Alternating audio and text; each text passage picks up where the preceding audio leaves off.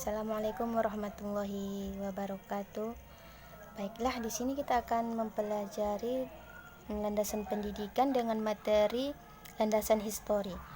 Nah, yang pertama, apa itu histori? Histori itu adalah sejarah pada masa lampau dengan segala macam kejadiannya yang didasari oleh konsep-konsep tertentu. Nah, jadi kalau landasan histori pendidikan itu apa? Landasan histori pendidikan adalah sejarah pendidikan di masa lampau yang menjadi acuan pengembangan pendidikan di masa kini. Ya, pada masa pendidikan itu berubah-ubah seiring adanya zaman.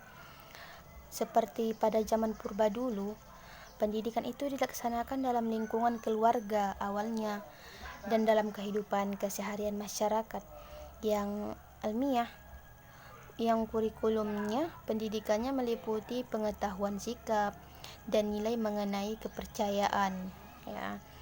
Terus adapun pendidikan pada zaman kolonial Belanda itu ada dua dia. Ya, pendidikan diselenggarakan oleh rakyat, ya, rakyat biasa gitu.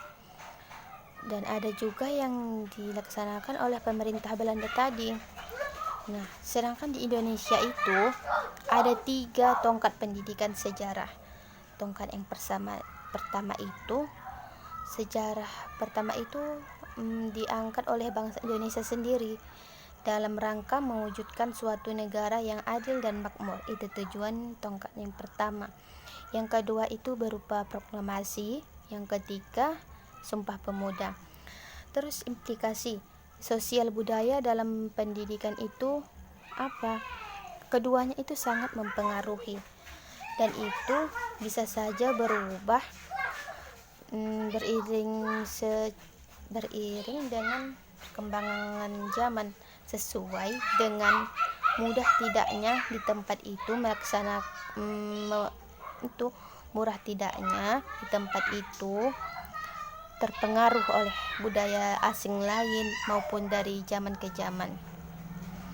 Terus di zaman militer Jepang pendidikannya itu lain tujuannya itu demi kepentingan mereka sendiri, demi kepentingan mereka hilangnya sistem dualisme dalam pendidikan. Sistem pendidikan menjadi lebih merakyat, ya itu tadi karena berubahnya zaman. Yang awalnya Jepang itu pendidikan itu untuk mereka saja, tetapi dengan berkembangnya menjadi pendidikan itu menjadi populis, lebih ke seluruh masyarakat. Nah, yang terakhir pendidikan di masa era 1945 sampai 1969, yakni setelah kemerdekaan kan anak-anak. Nah, bagaimana pendidikan di era ini? Karena pada tanggal itu sudah merdeka, tepatnya itu 18 Agustus 1945, sedangkan kita bahas tadi kan yang 1945 sampai 1969. Pada tanggal kemerdekaan tadi sudah ditetapkannya undang-undang sebagai konstitusi negara. Jadi pada saat itu jenjang dan jenis pendidikannya disesuaikan dengan kebutuhan Indonesia tadi. Seperti zaman sekarang, kalau kebutuhannya itu contohnya penerbangan, maka ada dia yang pendidikan sesuai dengan penerbangan, ada dia kelautan, ada dia kesehatan kan. Awalnya pertama itu pendidikannya itu di Indonesia itu apa, cuma satu dia yang formal, contohnya yang membahas tentang materi-materi biasa, ya kan.